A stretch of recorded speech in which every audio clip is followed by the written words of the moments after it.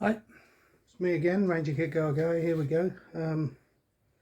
Just another little short one on the Insignia. Might help a few people.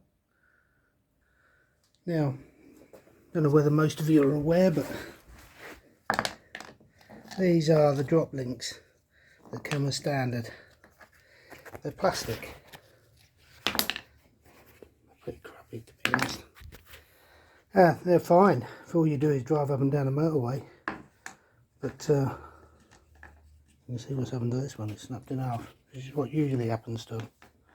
Snap in half.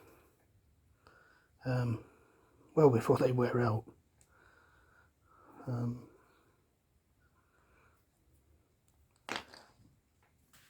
Okay on motorways, no good on the roads of Cambridgeshire. Sure, you know, the roads around here are absolutely atrocious, shameful, and they don't last 5 minutes.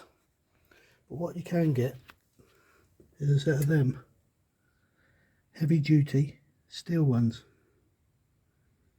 Now that's more like a standard setup on any other car, not a plastic thing.